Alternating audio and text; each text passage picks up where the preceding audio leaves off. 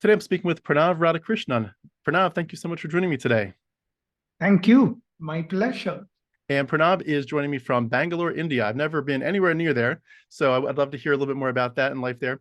Pranav is an engineer, and he's also a fellow YouTuber with two main channels. The first one is his name, which I'll have the link for that channel beneath this video. He talks about all kinds of stuff on that channel. It's kind of like a catch-all for a bunch of topics. And then your larger channel, which is amazing, is called Science is Dope, where he promotes rationality through science. He does a good job there of exposing pseudoscience, religion, cults, scams, and anything else that tries to fool people in the name of science. And he's helping people to not fall prey to scams and irrational ideas. He did grow up Hindu, but began questioning his worldview as a teenager, and he fully deconverted around age 20. He is an atheist, but he prefers the term rationalist. That's what I know about you so far. So tell us more about yourself and any hobbies or fun things you can add. Yeah, for sure.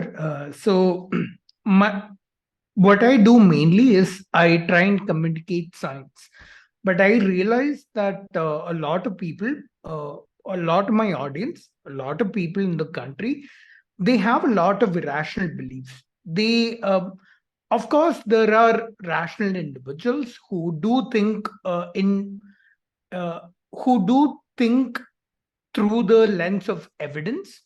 But there are a lot of a huge majority of people who think very rationally, who hold beliefs uh, that lead them. They may not and always be religious beliefs. They may be beliefs about alternative medicine, about astrology, about things like that, that lead them into scams, that lead them into uh, harm's way in other ways. So what I initially I started with only my main channel, which is Science is Dope, and there I try to communicate what is the best way of the optimal way of thinking about all these things.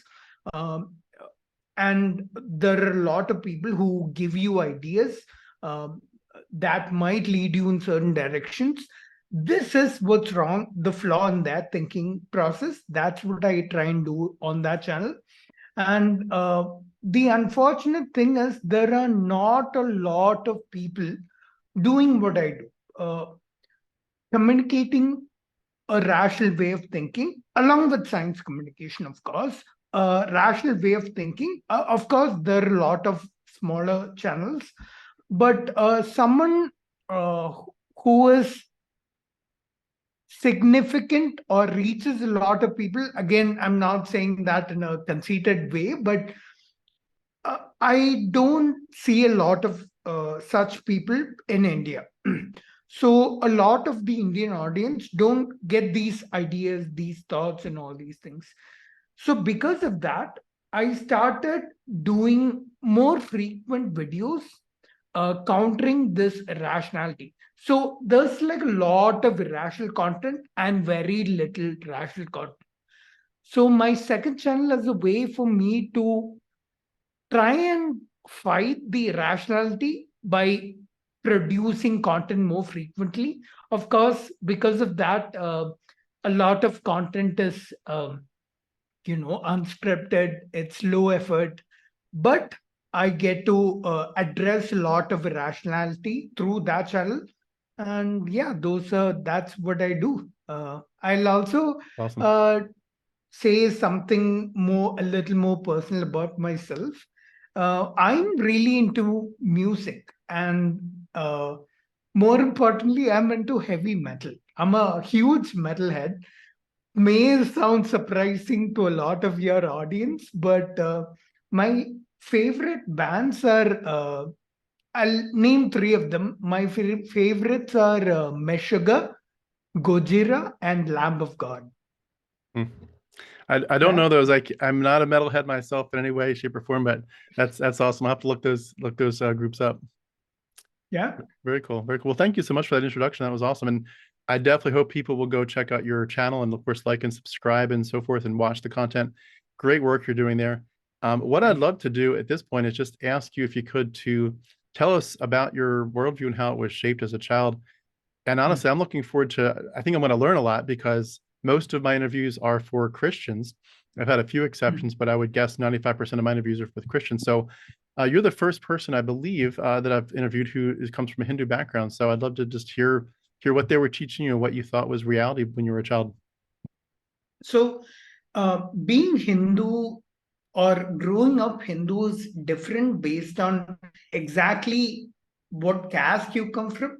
So, Hinduism, unlike Abrahamic religions, has this hierarchy called caste, and people at the topmost hierarchy out of that, those people learn some scriptures which are kept away or which are restricted only to that topmost hierarchy.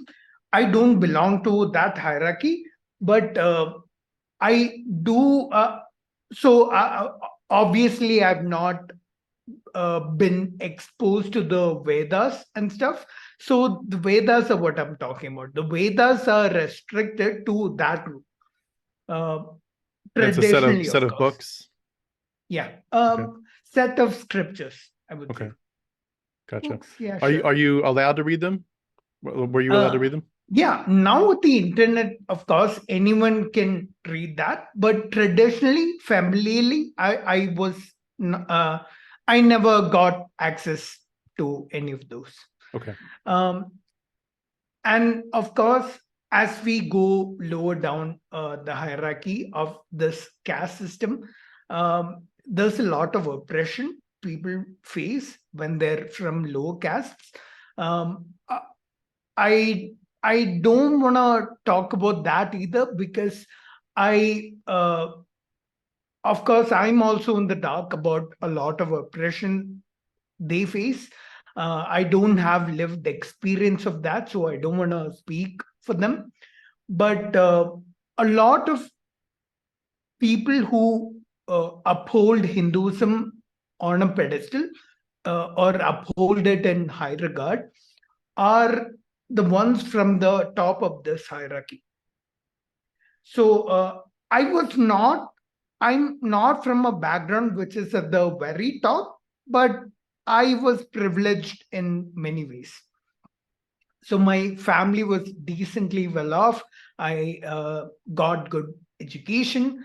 A lot of people, simply because of the background they're born into, face a kind of oppression where they don't have access to all this. In that way, Hinduism has a lot of uh, evils, you could say. I mean, the way it's practiced. Yeah, I'm sure you'll get a lot of comments right after this video goes up from those people who don't like what I'm saying. I'm not really painting the most pleasant picture of Hinduism, but I would say it's a better picture than what you get from these people who are gonna comment. Uh, but anyway, the kind of Hinduism I was exposed to was one where learned about, I learned stories and stuff, myths, of course. And based on these myths, the characters from these myths are the gods that we worship. And there are houses of worship, there are temples, and there would be rituals, there would be specific ways of worship, like you have to go around the temple in a particular way, a particular number of times. All these things are rituals. And then of course the ones at the top of the hierarchy, the Brahmins, are the ones who actually get to go to the god's idol and conduct these um, uh, like, what do we call them? I can tell you the Indian word for they call pujas. So you do all these I can't find an English word better than worship, but there are these specific uh, things you do, like you wash the idol with milk, you put a garland of flowers, you decorate them with lamps and stuff.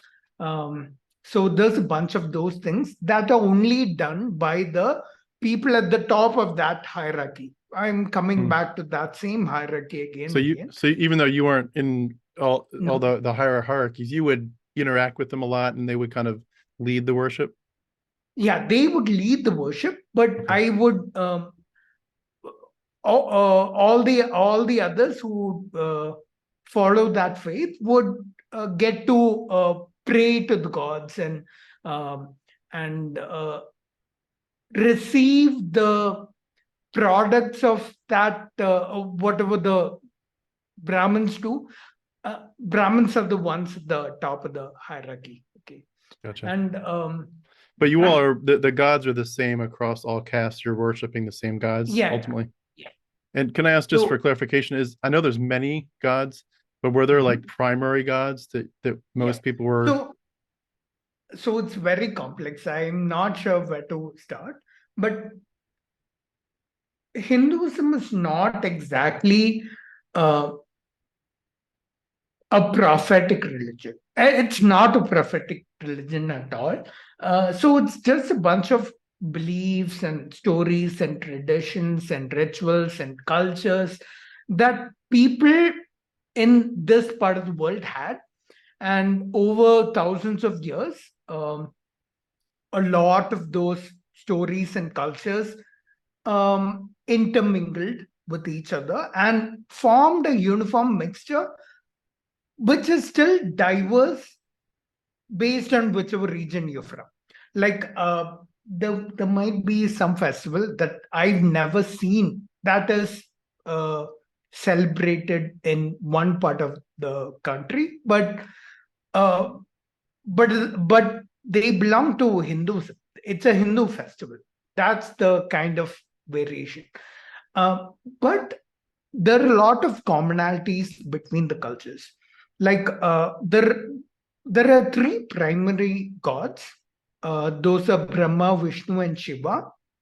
Those are the three primary gods, and a lot more like maybe their offsprings or their other people in those myths are also gods. But these three are the primary ones, and they're common across all variations of Hinduism. Can I ask you just a quick clarification? When you would be doing worship and prayers, like in the Christian environment, we believe we're having a personal relationship with God through Jesus. Is it like a personal relationship, or is it more just like a distant reverence, or how would you see your closeness, and would you feel like they're directly listening to you and caring about you, or is it different than that? I'd say it's a mix of both, because you wouldn't.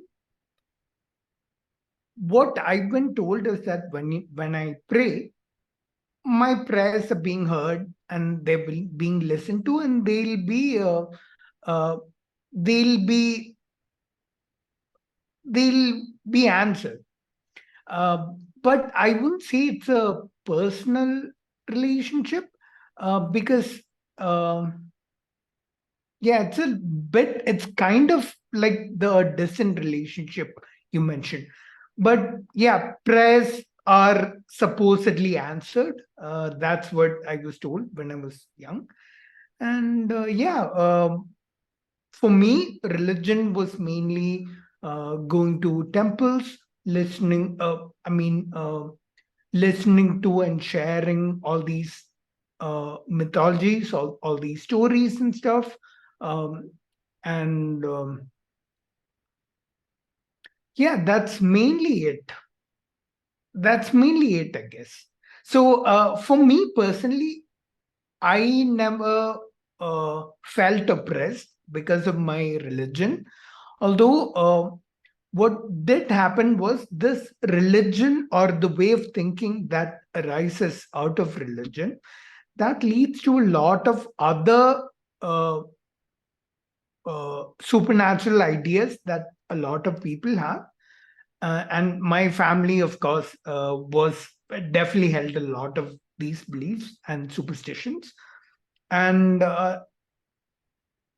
at a point, I began questioning why exactly are any of these true? Why are they relevant to life? Why do people practice them?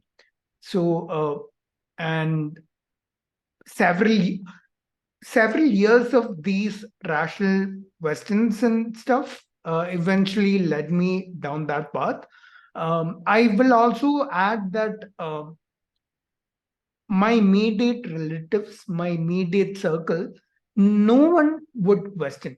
So no one would share their rational questioning with me. I thought there was something wrong with me for a long time.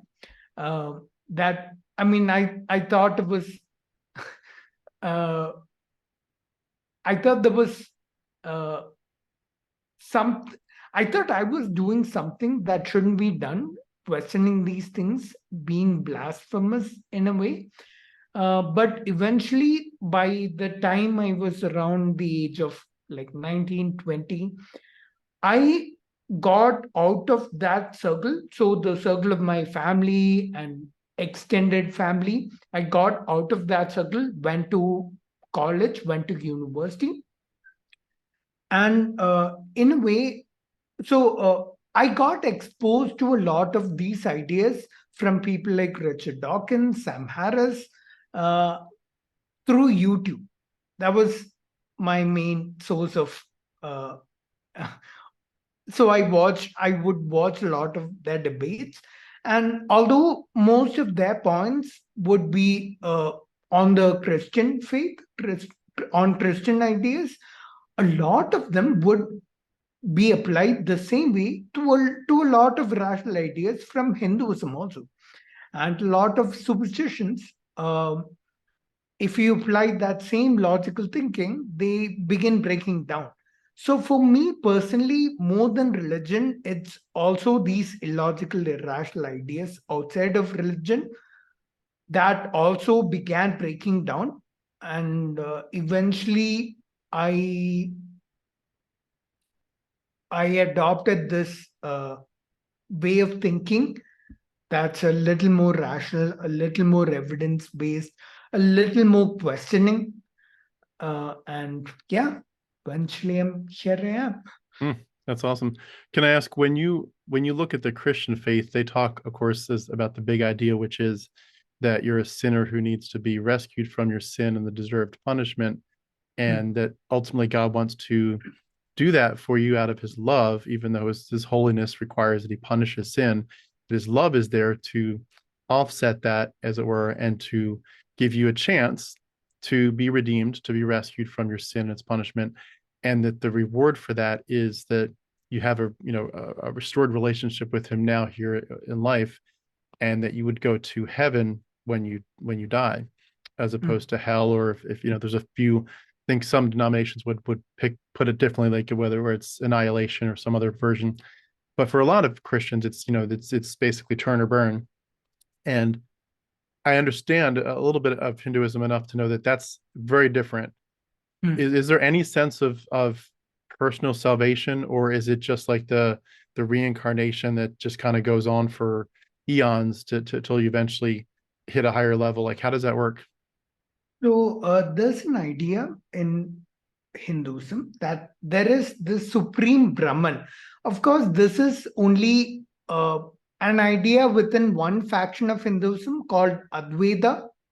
Advaita, it's a kind of philosophy that a lot of people in this part of the world adopted, and it talks about how there's a supreme soul. I don't have a better word in English. It's called Brahman. It's the supreme consciousness, and all of our consciousness, you and I, and all the people, they all have a part of that consciousness. And the ultimate form of salvation is our consciousness upon our death, leaving our bodies and going and merging with that ultimate consciousness. Uh, And if your life is not, you know, super ideal, I know there are certain criteria for what can be called ideal, apparently. But if your not life wasn't ideal in that sense, you would go into another rebirth and death cycle. So you go through cycles of life like this until you attain moksha. Moksha is the salvation where you end up, your consciousness ends up in that, merging with that ultimate consciousness. And that's kind of the ultimate bliss that you could end up in. That's like their version of heaven. Yes, Okay. kind of, I guess. Um, the thing is, there are so many versions of Hinduism. There are so many uh, ideas that people follow, that this is not what every single person believes in. There are people who believe in heaven and hell, but that version of Hinduism, it's not really, there's no heaven or hell that people go to. It's their consciousness merging with this, with the ultimate consciousness. And but at the same time, there are versions where people believe there's a heaven and a hell. And as a child, I was never told all this. Like, Hinduism isn't organized in a way in which, you know, you go to this group worship, like the Sunday church or Sunday mass or whatever. You don't have that where one person preaches to you, this is how things are, this is what you're supposed to believe. I never had any of that. So all these ideas of Atman and Brahman, by the way, Atman is the personal soul and Brahman is the ultimate soul. And all these ideas is something I learned on my own later. Uh, yeah. Uh, So I rambled a bit, but I hope I answered. yeah, I appreciate that very much. With the variations of Hinduism, do some of them fight aggressively to say you're all wrong, or is it very much just like a we're just exploring the best path. You would do what's right for you. You do what's right for you. Like, when does the fighting come in if it comes in? Amongst, as far as I know, amongst variations or sects of Hinduism, there's no such fighting or quarrel or anything. Most of the Hindu quarrels would be with other religions, particularly Islam. Uh, and I think that's mainly because historically there was a lot of Islamic spreading into India. And so a lot of emperors or empires were Islamic. And there's a group of people who believe they were oppressed by Islam, and a lot of them would fight. There's a lot of Hindu Muslim uh, violence because of this, but there's no fighting within Hindus. Wouldn't Okay. say that. But there is, of course, there is oppression by virtue of that caste system I told you. And today, that caste system is legally abolished. You cannot legally practice any such thing. That's how the Constitution of India works. So a lot of people who belong to these supposed castes, so-called lower castes, uh, are, they don't like, or they're very resentful, or they strongly, um, I wouldn't say fight, but they uh, I let's just say they make their resentment felt. Um, resentment against all these supposed higher caste people. Yeah. What is the response to Christians, either evangelicals or Catholics, whatever? How do they respond when Christians try to evangelize? And is there much of an exposure to Christianity there that you're aware of? So the part of India that I come from, there's a lot of Christianity. And I'm not sure what you mean by response exactly. What do you mean by response? Like, are they seen as a threat to Hinduism? In other words, do they culturally identify so much with Hinduism there that other religions are just seen as, just a version of colonialism, a version of people trying to impose a foreign religion that, sort of by definition, culturally, India is not, open to those other religions coming in and having an influence. Is that the response of it all at all? Or is it like, hey, if you want to believe what you want to believe, that's fine. Just don't impose your stuff on me. That's ideally, that is legally or constitutionally how it's supposed to be. But for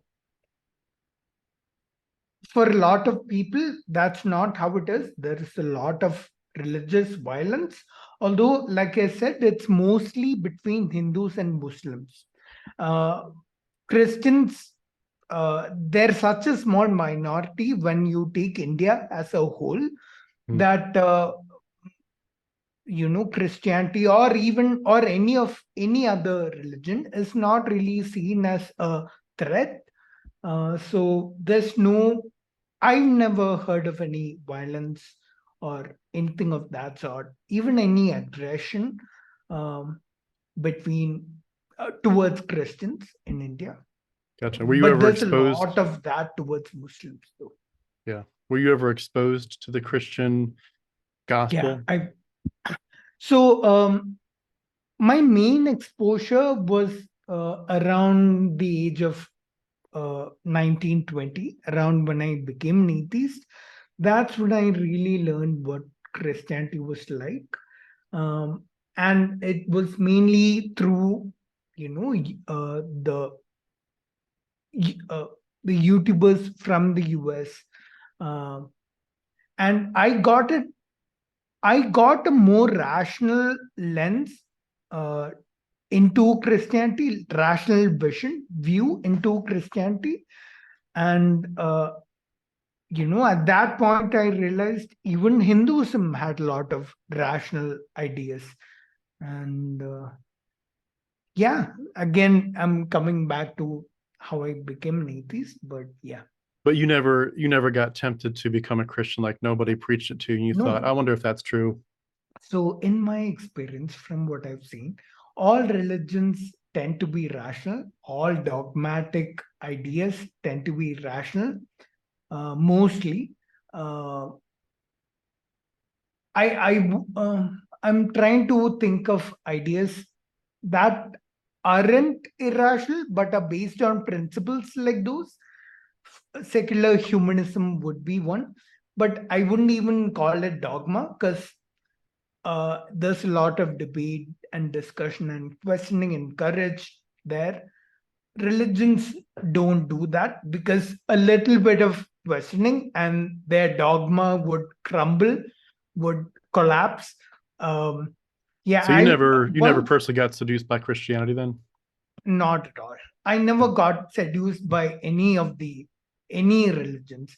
Gotcha. Once I left Hinduism, like once you become rational, once you begin thinking in terms of evidence or through the lens of evidence, you never turn towards religion or any other non-evidence based ideas. So that rationality and critical thinking for you started in your teenage years?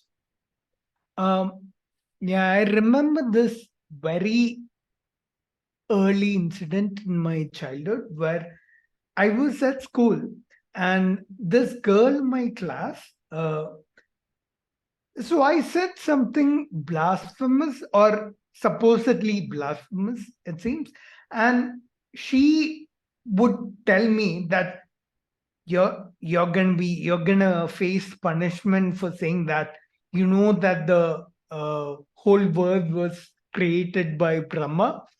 That is the god of creation in Hinduism. It's like you do realize that's a story, right? So I was rational enough at that age to realize that these myths were just stories. Um, but it took me many more years to embrace the idea that I don't believe in God. When you look at the way that the culture works there, do you think that most people do tend to literally believe that those myths are true, or is it more just like this is our culture, this is our heritage, this is a useful myth, but we don't take everything for like seriously? Or do you think most people take it seriously that these stories are completely real, that this stuff actually happened? Yeah, there are both kinds of people. There are a lot of people who do take it literally, and a lot of people, a lot of I would call them moderates, who don't take it literally, but uh, don't have a problem with the people who take it literally. They are the people who are privileged by religion. They are the ones who are at the upper end of that religious hierarchy.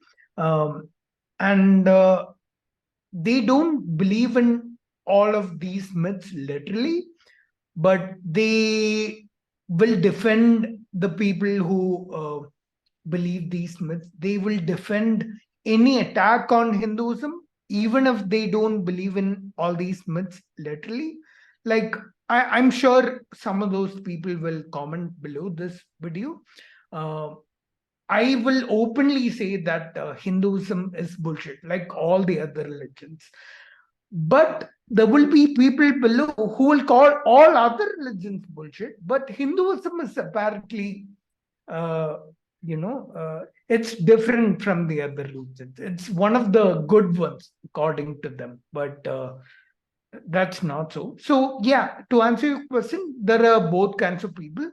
Um, I mainly, through my channel, I uh, talk against, or I, you could say, fight against the literal kind. And yeah. Hmm. When you were starting to get through that phase of really starting to criticize and critique and examine your worldview, was there any sense of fear? And I mean it in a couple ways. Number one, the fear that maybe you were just completely off base, you were totally missing, reality. Number two, that whatever the Satan character is in Hinduism, that you were being deceived by Satan or by your own pride. Um, and certainly any fear that what you were doing could lead you to have to go through a reincarnation that was like as if you had not lived an ideal life, you'd not lived a good life. So when you died, the next stage of reincarnation was going to be a step down, perhaps. Was there any fear like that in your heart as you asked these questions? Um, it wasn't, I didn't have a fear that I was being influenced by anyone, any supernatural entity.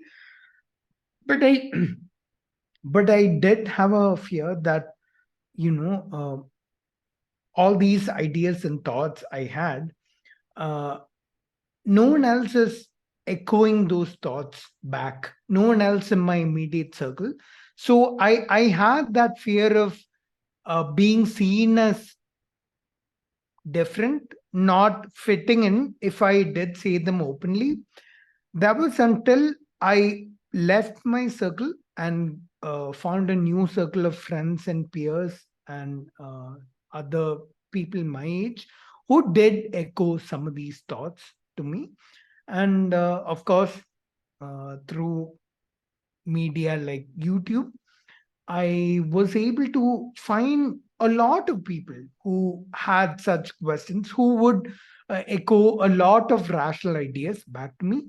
And yeah, so again, I still wasn't very vocal. I became an atheist, but I still wasn't very vocal until I started my channel. That was maybe 5 years ago, but I'll say 3 years ago, because that's when I got traction.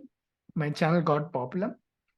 3 years ago was when I started becoming more vocal, because I saw a lot of irrational ideas coming on to social media. And the only way to, I always say this, the only way to fight bad information is with good information. So I want to be that person that I wish I had as a role model.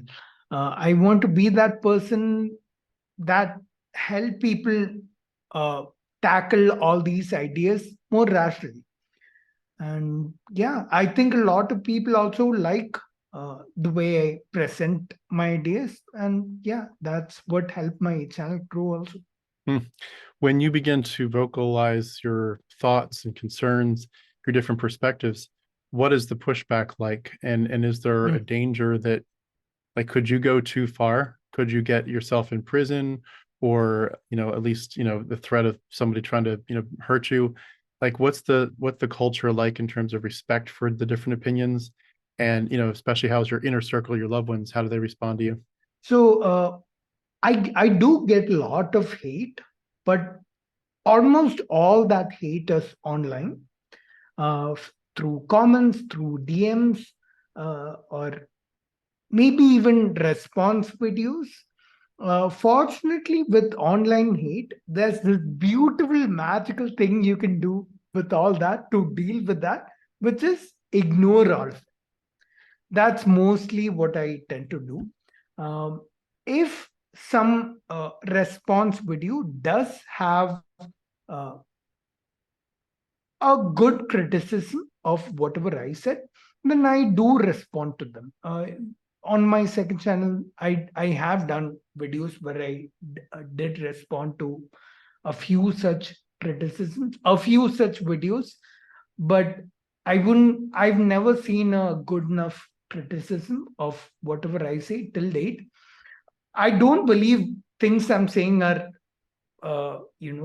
infallible or anything, but I've never seen anyone actually pointing out mistakes in whatever I'm saying. If someone does a good job with that, of course, I'm more than happy to acknowledge and accept my mistakes and maybe even correct them. Not maybe, definitely correct them, but I've never seen that till date. Regarding my family, I'll come to that. I'm sorry. I'm in real life. I've never really had any unpleasant experiences. Of course, people have recognized me and have talked to me in real life, but they're all positive interactions I've had. People are, they give me compliments on my work. That's a sort of experiences I've had. Regarding my family, of course, my parents didn't like what I was doing. But after a point, when they saw that, hey, a lot of people seem to be acknowledging what I'm doing and seem to be positive about what I'm doing. And when they saw that I've gone to events and given talks and, received what do you call them in English? I'm not sure. But when they saw that I've become, or whatever I'm saying seems to be connecting with a lot of people, when they saw that, now they're okay with whatever I believe. But I also think part of that is because I'm independent. I'm financially independent from them. I'm not dependent on my parents. If I was dependent, I'm sure they would they would tell me what is okay and what is not okay to do or believe or anything. But have being financially independent gives me the freedom to live my life the way I want to, say whatever I believe. And I, of course, I do have the responsibility to that moral and legal responsibility, being a person on social media also. And I believe I do carry out the responsibility in the best way that I believe I should. But apart from that, whether my beliefs are okay or not okay, whatever my parents, whatever their opinion is of it, I don't really care. So yeah. Mm. I was curious, when you look at the idea of the afterlife and, not having reincarnation, were you at a spot before where you were, eagerly anticipating the next stage or evolution of your consciousness? And did you feel like that was a loss, or did you never get that deep into it? No, I never got that deep into it. I never really thought of past lives or future afterlives. Um, yeah, I never even like thought deeply about souls and the ultimate soul. Nothing of that sort. The only religious exposure I've had is myths and stories have been told, and worship and going to temples and traveling for religious worship, uh, and the world view that tends to come as a consequence of that. That's all there is to my exposure of religion. But I never thought that deeply about the things you mentioned, right? Yeah. It's interesting to think about, because I think for a lot of people that did expect in their theology to see heaven, to see God, and to see their loved ones again, it's very strange. Some of us, Mm-hmm. it's painful. I would be in the more painful spot where it hurts me a lot, that because I mentally lived in heaven all the time. So for me, when I lost that concept, it was very painful, and it honestly still is, even 4 years after deconversion. It's very painful, but Can it's I really, ask you? yeah, Can I ask you some things? sure. So when did you deconvert? I deconverted about 4 years ago. That was Okay. after a 3-year process of just asking questions. My story was, I grew up exposed to Christianity very heavily, placed my faith in Christ when I was a little boy, rededicated my life several times, as many of us do, became very, very convicted that I wanted to live my life for the kingdom, for eternity, to share the gospel with people, to win souls. I became enamored with the idea of becoming a pastor and expounding the word of God to people. I became convinced, as I was going to school for that, to become a pastor, became convinced that young men should not be pastors. And in the Mm. Bible, it even says, that pastors are elders. They're older men who have already raised their families. So I'm like, well, I'm not even married yet, so I definitely don't fall in that category. So I don't think I'm supposed to be a pastor. And it was kind of weird, because all the other preacher boys around me were young men who weren't married, who were starting to be, looking for a church to become pastors. And I'm convinced that's not biblical. So I became convinced at that point that God was really leading me into missions, to do tribal church planting and tribal evangelism. I went to a school called New Tribes Mission, where they teach you how to go to a jungle tribal environment to learn the culture, the language, and develop an alphabet for them, teach them to read their own alphabet, and then translate the Bible into their language. And then, of course, to teach it to them and plant a church in a tribe. That was my life's goal. I got sidetracked a little bit by some different life experiences, which I could go into another time. But in a nutshell, I kind of went back to like a normalish life, where I was just, doing life and going to my job, and had a wife and kids. But what started the ball rolling for me was when I was teaching my kids these songs. I was realizing that there were stories in the Bible that I was not really teaching them yet, but the songs represented them. Stories about genocide, land theft, slavery, stoning, child brides, genital mutilation. And it just hit me. That was about 7 years ago.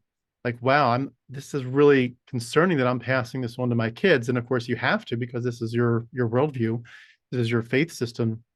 It took me about 3 years. And then, after 3 years, which was about 4 years ago from now, it just hit me all in an hour. I was just like, you know what? Is it possible this isn't real?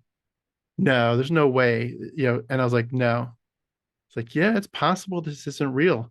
And I was like talking it out to myself, and I was like, say it, Tim, say the words. This is not real.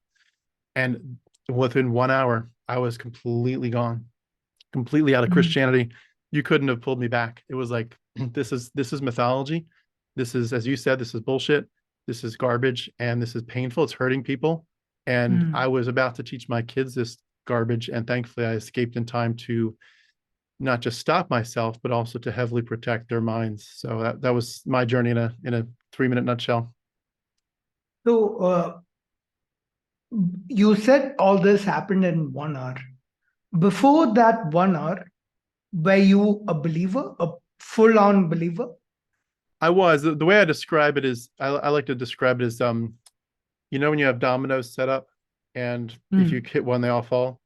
It was mm, kind of like if the dominoes were your worldview, mm, and the collapse is your deconstruction and deconversion. It was like I was kicking with my feet in the direction of the dominoes, but I was a mile away, and I had to mm, take all these little steps, and I didn't realize I was taking steps toward that ultimate final kick. But then, mm, like, one or two little things brought me to that mm, last step, and all of a sudden I was in front of the domino and not realizing it, and it just came flooding in. I was like, all the pieces that I've been studying for like 3 years intensely, and at that point they all came together in an hour, and I was like, wow, there's just no way this is reality. There's just no way this is real. This cannot be reflective of what the reality we're living in. The Yahweh character, the Jesus character, there's just no way. and mm, and I was concurrently concluding, not only are they not real, but if they had been real, if it had been reality, they would not be good. Like the description in the mm, Bible, these are good, God's a good father, Jesus loves you. The description that I would have had of them would have been, if I had could have concluded that they were real, I would have had to say they're definitely malevolent. So that was an interesting eye opener, kind of combination. But it helps you to deconvert, to realize if he was real, I wouldn't want to worship him. I'd want to fight him if possible. mm. Does that make sense? Yeah, yeah. And why did you, after you realized all these things, why did you decide to talk about this online? I felt, number one, like I had done so much damage. I mean, I preached to hundreds of people. I had preached on street corners, in soup kitchens, obviously in the jungle environment. I had preached to a lot of kids. I had done damage. Fortunately, I had not done as much damage as I could have done if I'd been a full-time pastor, but I'd done enough over many, many, many years. And I felt an obligation to undo some of that damage. I also felt like Mm, this was probably the most worthwhile fight I could get into, is to actually help, or to say, if you want to say, my life's goal is to leave this planet better than I found it. The best way I could do that is to say, let's try to end mythology as much as we can as a worldview, especially for the majority of our culture. I also felt the need to really get involved in saying, this is not something you can be equivocal about with regarding children. This is psychological child abuse, to tell kids, mm, that you are so bad, and that there's a God who sees you and he's judging you, and that you are so wicked that he literally had to torture somebody to make up for how bad you are. That torture was required. Human sacrifice was the necessity of the day to make up for your wickedness. And that, to realize that's what we're teaching kids. That's and that if, and also of course the threat of, and by the way, if you don't believe all this stuff, you're going to burn forever and ever and ever. You get them coming and but, going, and it's just an awful scenario. And I but think he too, loves you. but he loves you. I think too, just seeing I began to really see up close a lot more people saying Christianity has hurt me. And of course, you get people that say that already, but they'll say, well, Christianity hurt me, but that was just my church that hurt me. Jesus didn't hurt me. Christianity didn't hurt me. My church hurt me. But Mm, eventually you have to say, no, it's bigger than that. If this church hurts you, and that church hurts them, and that church hurts them, you're like, all these churches are hurting all these people. There's very few places where you see people just thriving and healthy in church. And I think all those combined, and probably a few more, and just my love of learning about mythology, it just combined. And I was like, there's too much at stake here. And I think that idea too, that once you're in it, like you're in ministry, you've been trained, all the secrets, the secret sauce. you also become dangerous because you know how to put the computer together. You know how to take the computer apart. And so I'm like, I'm an inside job. I can take Christianity apart from the inside. I am one of the people that, in my opinion, not to be arrogant, but I think I can do a lot more damage than they realize. I think I can undo so much of Christianity, especially as my platform grows. I intend and hope to be one of the biggest reasons that the Christianity starts to crumble, is that because there's no way that this stuff is healthy or real or good for our world. And I'm like 110%, on fire to make a difference in those conversations. I want something better for my own kids and for the world, if that makes sense. Yeah, it makes sense. Hmm. Yeah. And what about the people? Uh, let's say if a person listened to you when you did preach religion to them, and they hear you now, and you're saying that what I said back then was, I now realize it's all bullshit. If you say that now, why would they believe you? Why wouldn't they think something like you're under the influence of Satan, Yeah. something like that? Well, I just want to acknowledge too. It's interesting how now you're the interviewer now. We'll get back to your story in one second. You can cut this out. I like this conversation because no, this is good. I like how, yeah. No, it's fine to turn it back and forth. We're both YouTubers, so we're both good at interviewing. I would say that for most people who might listen to me, who would have known me before, I don't think most of them would care to listen, because I think they would see me as deceived, and I think they've just been trained to ignore dissent for the most part. I think what I would hope, if I could hope for something for people who would listen to me, it's that they would not as much listen to me in terms of my journey, even though it might be interesting to some people. I would hope that people would say, what are your actual objections? Like, we don't want to know what you personally felt about it all, but just what were the actual objections and the facts?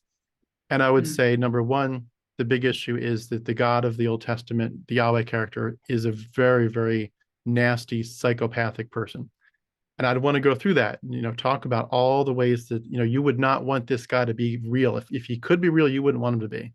And if he were your father, he would be an absolute psychopath. If he were a human, he would be in prison for what he does and should be. Yeah. I think the other part, though, that's critical for my platform, and this will be a bigger deal over time, is to focus on the reality that this stuff is mythology. And so I intend to do a lot more to expose the reality that when you look at the Bible, you're getting a fraction of a fraction of a fraction of the full story. Meaning you're not getting, how does Jesus represent the new Dionysius? How does Jesus represent the new Romulus? How does Jesus represent the new Hermes? He over and over, there's dozens of these motifs of the Greco-Roman gods and the mystery cults woven right in to the New Testament. And I think people are oblivious. Even so, one of my big babies for my projects, for example, is the book of Enoch. Have you ever heard of Enoch? No. Enoch was a book that talked basically about the idea that the reason for the flood, Noah's flood, was not because humans were wicked.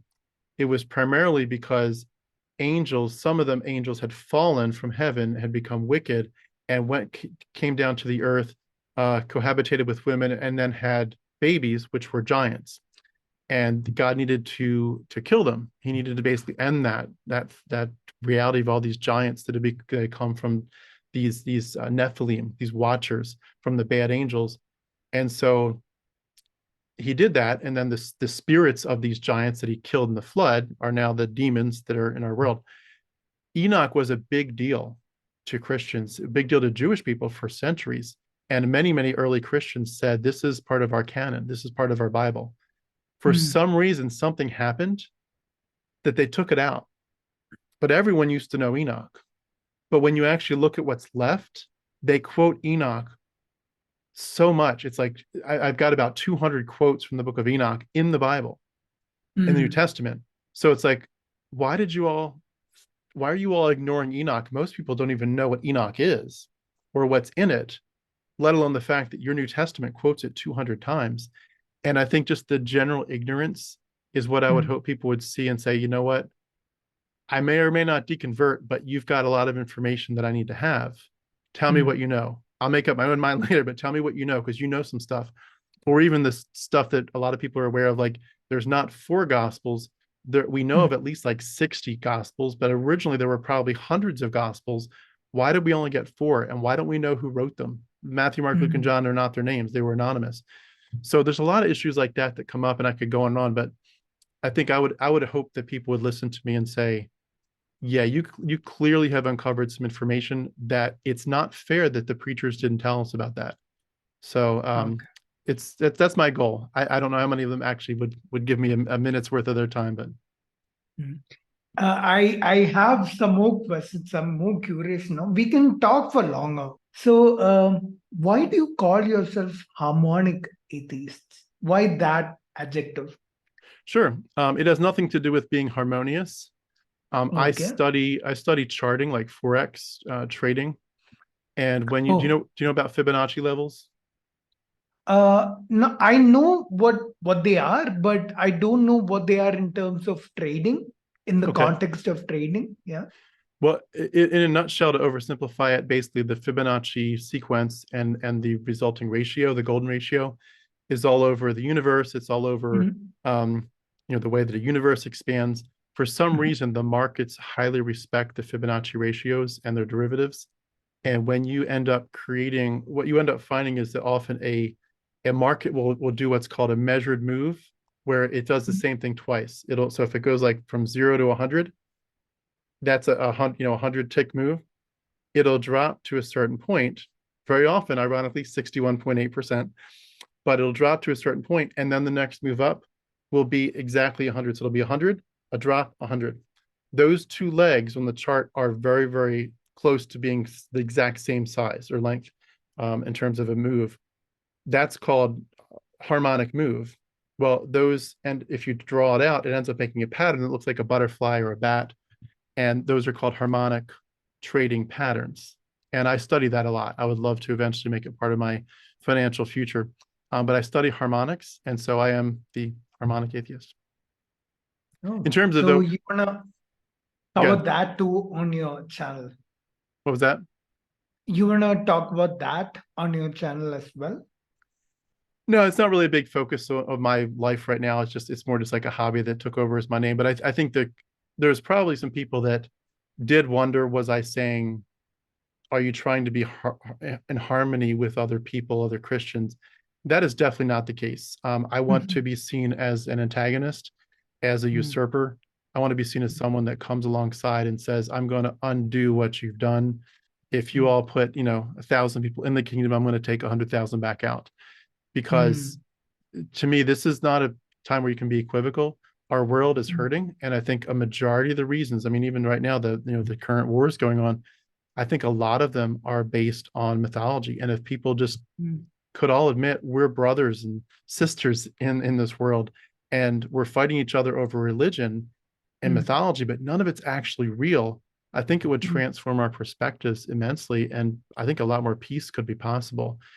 So I mm, feel like I need to be in this fight, and I feel like I can do a lot of damage and to their mm, perspective. And I think because they're so militant and so aggressive, that we need to be very serious in fighting back. And mm, I don't think this is a time for us to sit on the fence or be quiet. I think it's a time to be moving forward with the sense that this simply cannot continue. And I'm not saying it's going to die out in my generation, of course, but mm, that the long term of our, the human species, we need to, of the human race, we need to move our race forward. And that one of the biggest reasons we're being held back is this worldview.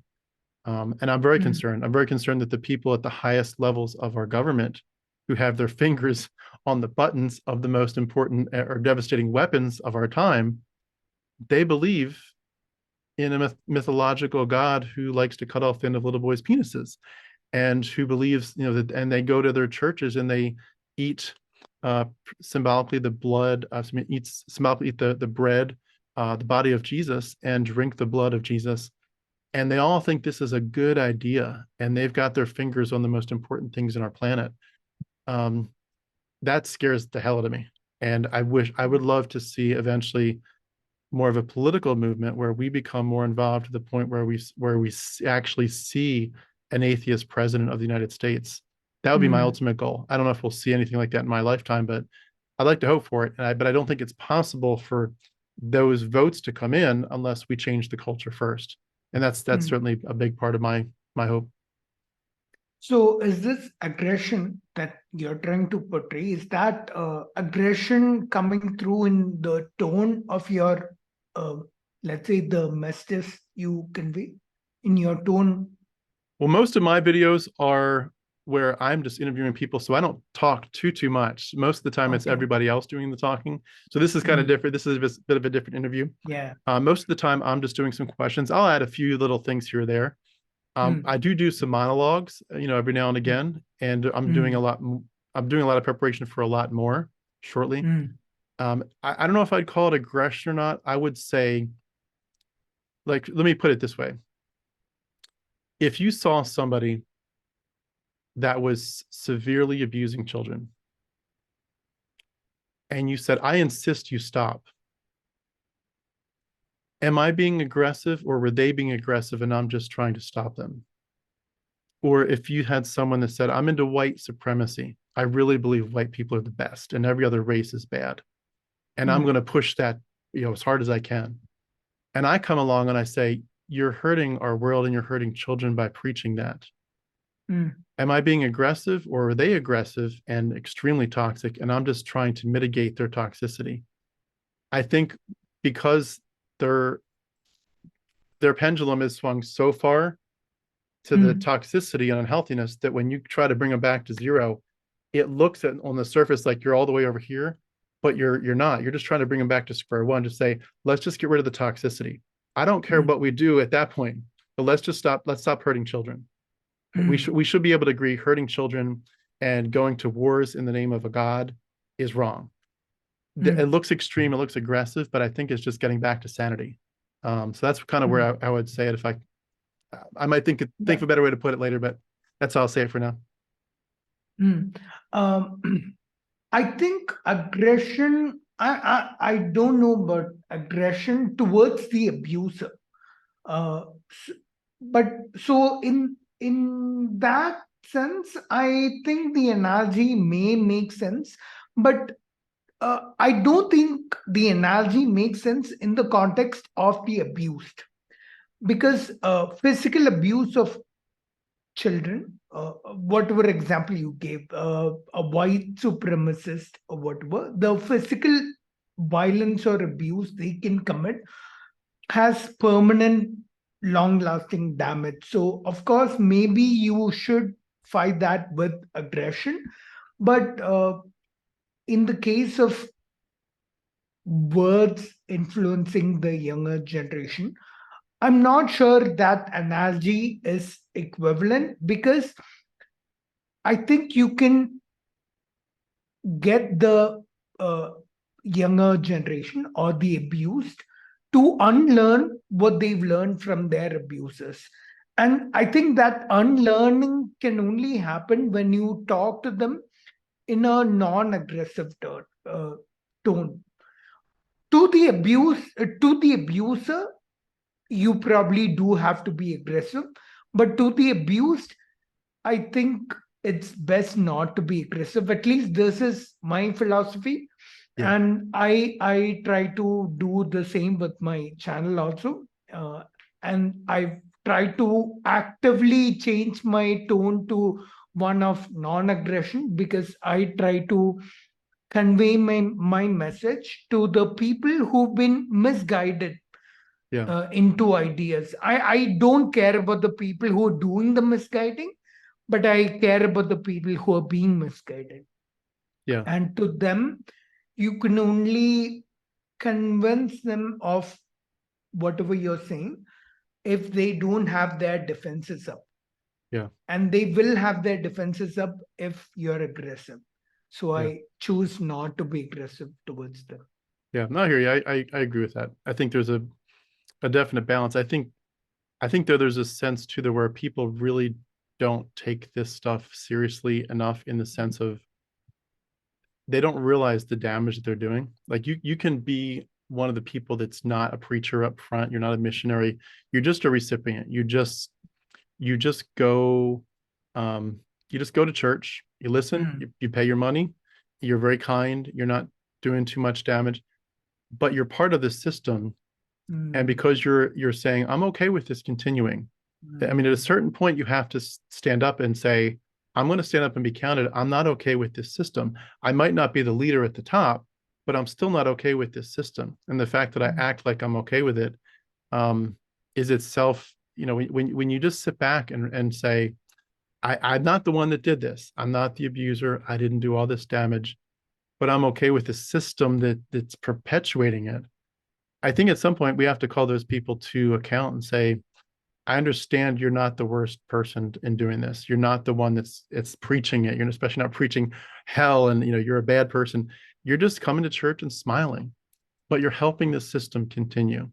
And you're setting up an environment where those bad preachments can continue.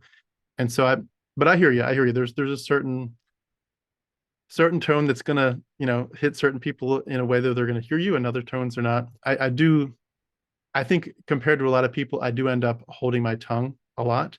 I see, I see a lot of other atheists dropping F bombs all the time and mm. just being very aggressive and very harsh. I think a lot more harshly than I speak. But if people nail me to the wall and say, "What are you actually thinking?" I'm I'm in the ring. I'm in the ring with my gloves on. I'm ready. I'm ready for the fight, and I'm ready to make a difference in this world. And I think too, this just realizing that your life is short, that you do have a sense of, all right, if I don't have that much time compared to what I thought I had forever and ever and ever. If I have a short amount of time, then I truly need to make a difference. And I don't think sitting back too much. I mean, there's a time, but I don't think sitting back too much and just hoping it all, hoping someone else speaks up and hoping someone else takes the forefront and takes the reins. I don't think in our culture that's the time. And there's a book in the Bible called Esther. Have you ever heard of Esther? No. Esther is a story about well, in a nutshell, a lady that she has to do something very brave, and she does it, and by being brave, she saves her people. But her uncle in that story says to her something like, "Look, what if you were put in this position, like by God, for such a time as this? Like He put you here for this specific time and space because you're that pivot on which such a big door turns, but you have a job to do. You're here for this." And I think even though I don't obviously believe in the Bible, I do think that carries through in the sense of saying, um, I do think that this is a time where things are changing rapidly. And if we don't speak up, I think Christian nationalists are going to try their best to take the forefront. So I think because I can foresee the tsunami that they're trying to create, you kind of have to create a counter tsunami just to keep things sane. That's how I see it. But having said that, I'm not out to personally hurt anybody or make anybody cry for sure. There's a very similar thing happening in India with Hindu nationalists doing a very similar thing, where they try to um, take political power. And India is heading in a direction that's not very democratic. Uh, for instance, there's a lot of restrictions on free speech, and a lot more have been coming out recently. There's a new law coming where um, they're gonna try and limit YouTube journalism. Even the things like whatever I'm doing, there's a law coming out that might impact that. I may not be able to do my sort of criticism anymore. Mm, And uh, whenever there is so there's a lot of favoring of Hindus over other religions that happen in India. So whenever there is let's say any crime where Hindus are the perpetrators and someone else, some other religion, individuals of some other religion are the victims. Um, the government does not tend to be harsh, or more often than not tends to look away in the other direction.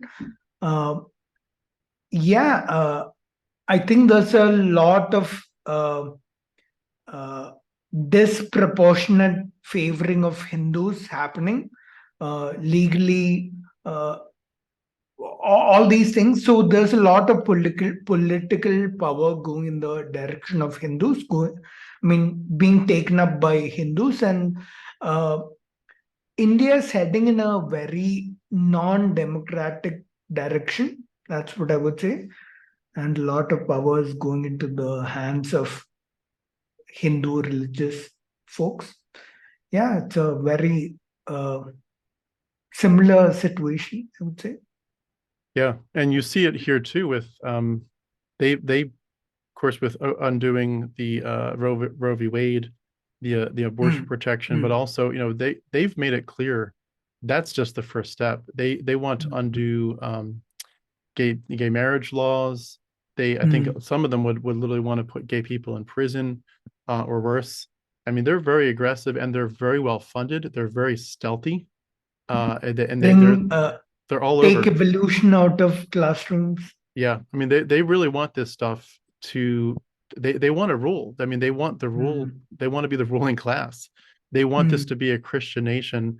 They want Jesus to be Lord, especially of America and of the United States. And that just to me that I don't want to be aggressive to individuals. If there's just someone that's just kind of calmly saying, "Hey Tim, I heard you've got some information. I'm still a Christian and I'm not ready at all to deconvert. I think Jesus is real, but I'm just curious, what do you have to say?" I'm going to be very gracious, but in my overall platform to say what is Tim about? I want to fight the Christian nationalism. I want to expose them, especially since they're, again, so well funded and so stealthy. I want to expose them what they're doing. And I think too, the idea, I think the church has, in America at least, has had such a free ride for so long to commit abuses, to promote misogyny, to hurt women, to hurt children.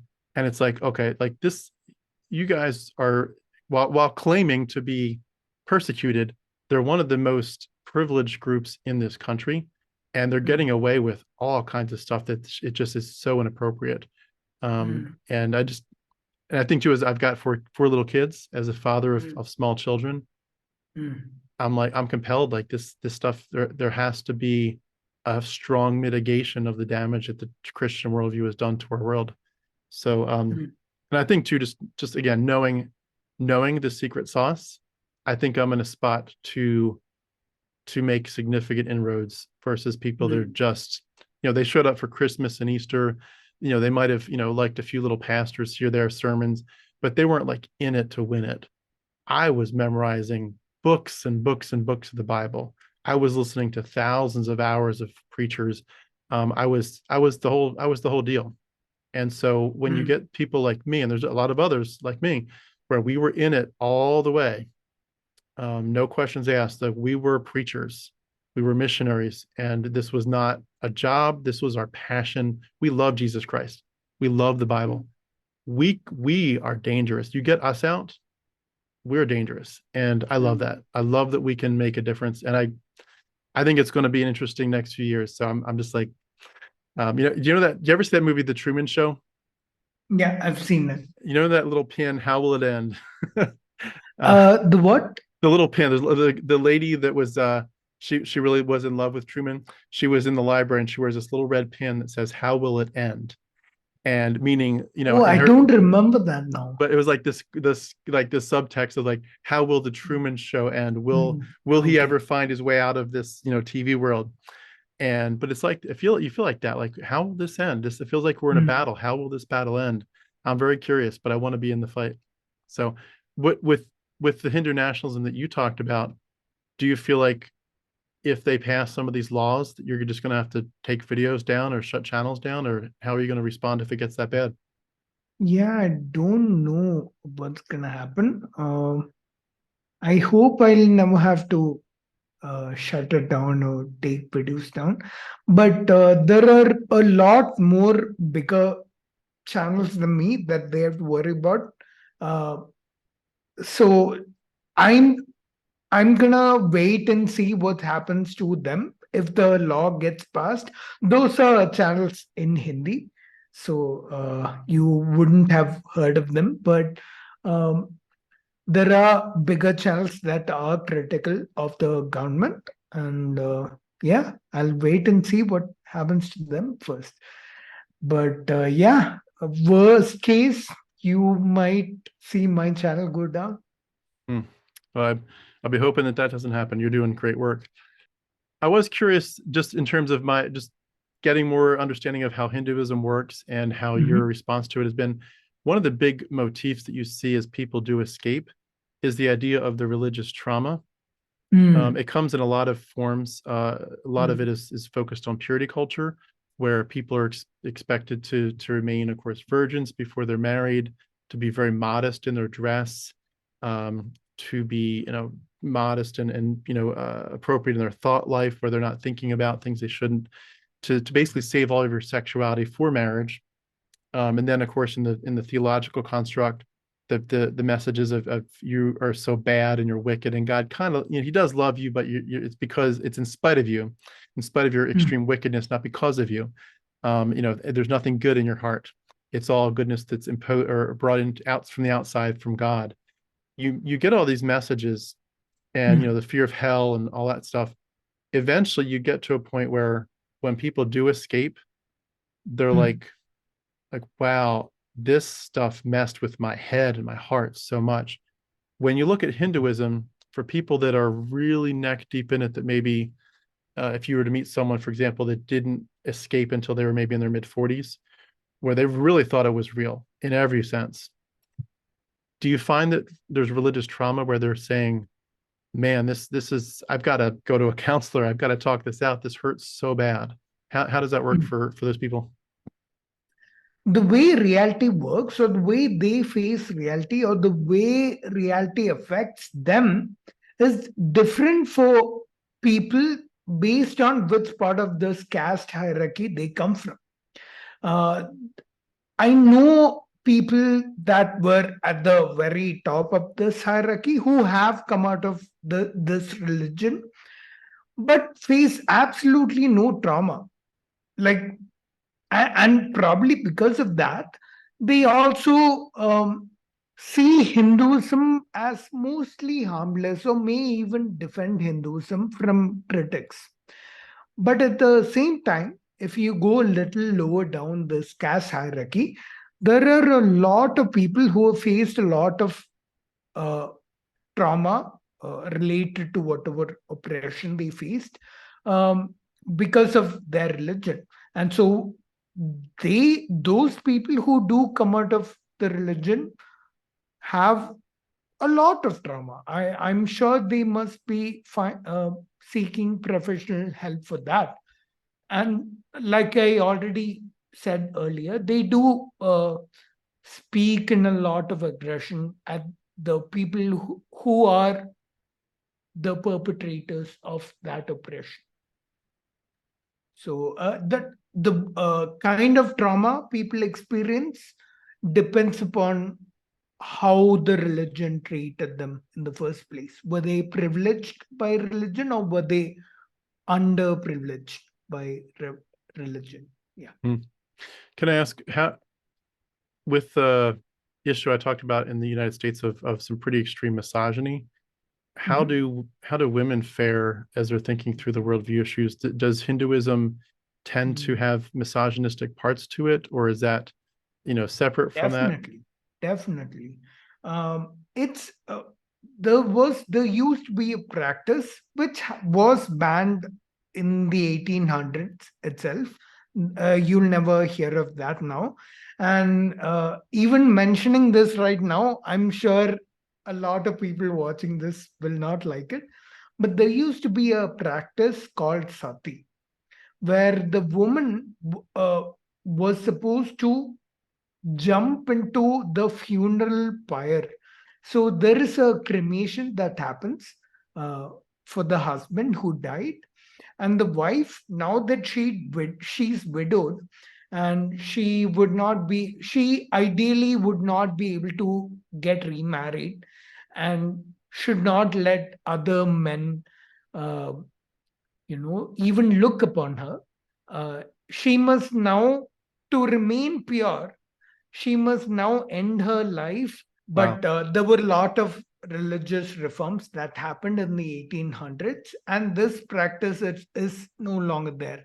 But this should give you an idea of how certain beliefs in Hinduism were misogynistic. Yeah. And today, the kind of things you have are things like, some Hindu rituals, like even in Brahmin weddings, which are the top hierarchies, their weddings, there are rituals in which the woman, there are words being uttered where the father says that I'm passing on my property to you, to the groom. So the bride is the property that's being passed over to the groom in the wedding. There are things like that. And I think there are a lot of instances of misogyny in Hinduism, no matter which part of the hierarchy the woman comes from. It's almost always men that are privileged by religion. So Mm. the men of the uppermost hierarchy are the ones who are most privileged. And trust me, you can actually see this. Whenever you see someone who defends Hinduism or speaks highly of Hinduism, I can bet you that they are men from this top hierarchy. So yeah, Mm. there is misogyny in Hinduism. In the I temples, think a is it lot most? of Hindu rich. I'll give you another example. Uh, the holy places of worship in Hinduism, women are not allowed to enter when they are menstruating, when they're having their periods. They're not allowed to enter these places of worship. And of course, the people who speak highly of Hinduism will rationalize it by saying, oh, the elders thought this would be a good way of giving these women rest, uh, at a time of the month when they're weak. Uh, they need not go do all their worship on these days. That's why we have this idea. It's not misogynistic or anything, but uh, like if you look at it, it's pure misogyny. There are places of worship where women are not allowed to enter ever. Like women who, uh, women who are menstruating, like women who are uh, after menopause and before ever menstruating is the only time they are allowed to enter this temple. While they're menstruating, they can never enter this temple. There are places like that. What else? I'm just trying to think of other instances of misogyny. But yeah, there are lots. So I can guarantee. the people at the top of the religious hierarchy, they're mostly men. Yeah, for sure. Yeah. Hmm. It's men who do all the pujas. You'll never see women inside, uh, you know, uh, doing any puja to the idols, to the gods. Hmm. It's always men. It's always men who learn the Vedas, and it's always men who are, uh, teaching the Vedas to the students, to their disciples. None of these students are ever women who get to learn the Vedas. Uh, and yeah, Interesting. things like that. Yeah. How are homosexuals treated in India from a religious Uh, perspective? there's no real uh, there's no real oppression of homosexuality in Hinduism, Okay. because as far as I know, it's not really recognized in the Puranas. I will add that transsexuality is recognized. There is a character, a mythological character um, who was a trans individual, and so in India, trans people religiously do have a revered place, but they do face a lot of cultural and social oppression. Um, but homosexuality, of course, there is a lot of cultural and social oppression. But I, as far as I know, there is no religious oppression. Gotcha. That's good to hear. Good to hear. With purity culture, I mentioned that before. Mm. Are people looked down upon if they're sexually active before marriage? Yeah, culturally and socially, there is a lot of prudish. There are a lot of prudish attitudes, but religiously, I don't think so. Okay. Um, Interesting. because there are religious places in India where there are sculptures of uh, sexual activity being depicted. So I don't think anything sexual was ever looked down upon, but culturally and socially, there is a lot of prudishness. So parents would not want their children engaging in any sexual activity or anything before marriage.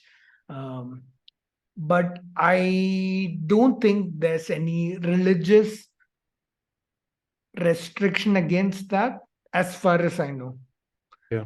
And I guess, that book too, what is it called? The Kama Sutra. I guess Yeah, yeah. the Indian culture certainly seems a little bit more used to talking about those topics. It seems like our culture is just so prudish over here. It's Uh, it's crazy. it was back in those days, but today, because of cultural and social prudishness, I think both our cultures or societies are very similar in that Yeah. respect. Yeah, we're becoming very much a global society. Well, I did want to ask just to maybe towards a wrap up, could you give a plug for your channels again and kind of talk about what people could expect and what would people see if they were to start to subscribe into your channel, especially focusing on the Science is Dope channel, because that's an aspect that is probably well beyond my pay grade, as they Mm. say, and I don't think I could do at all what you do in that realm without immense studying and preparation and education. But you're doing a fantastic job. I mean, just you're a rock star. But could you tell us more about what you're doing there and just why it's so important for people to embrace a scientific and rational perspective?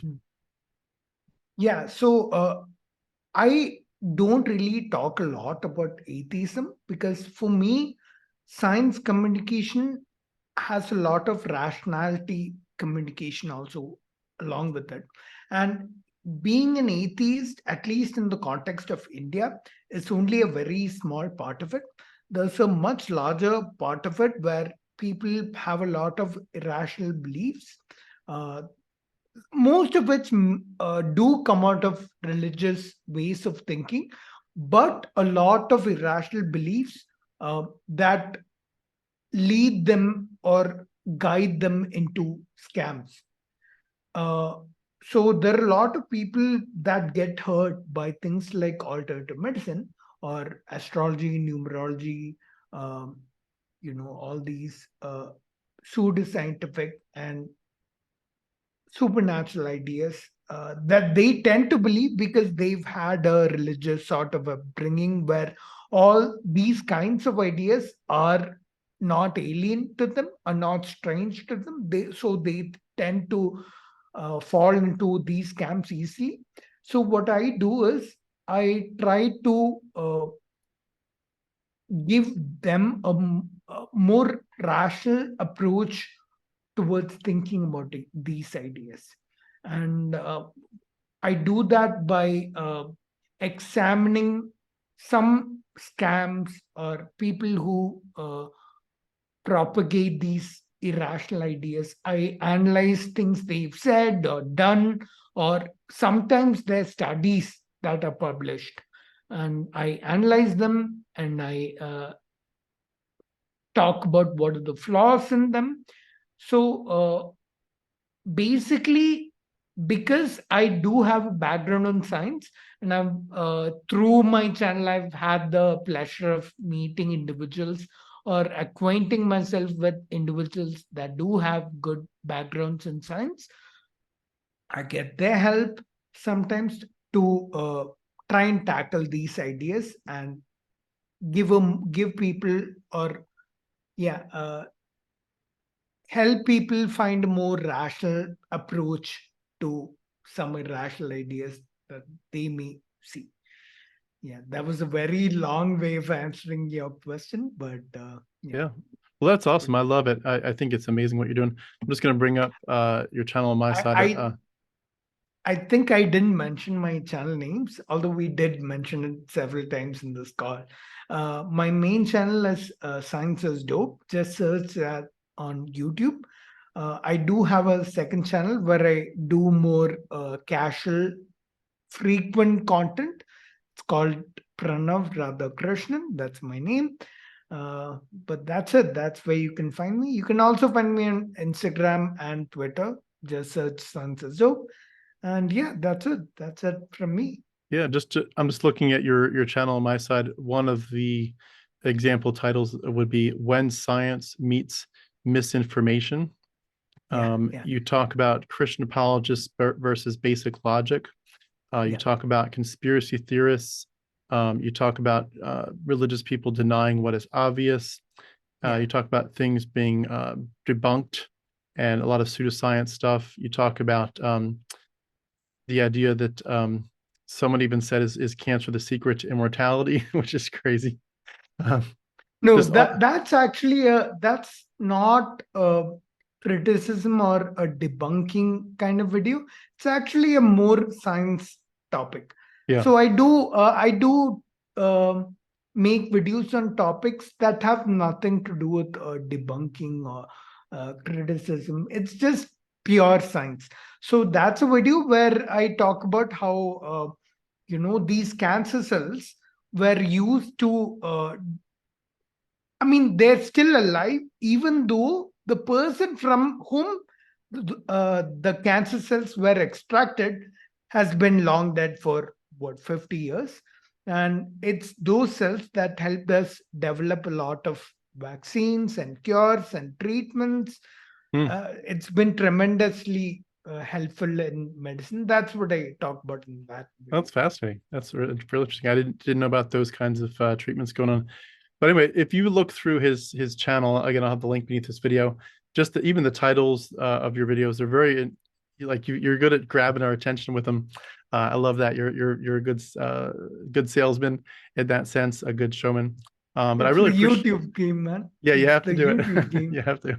Well, I just wanted to say I really appreciate your story, what you're doing, and I really hope that especially in your country, that you are free to keep speaking without any fear of retribution.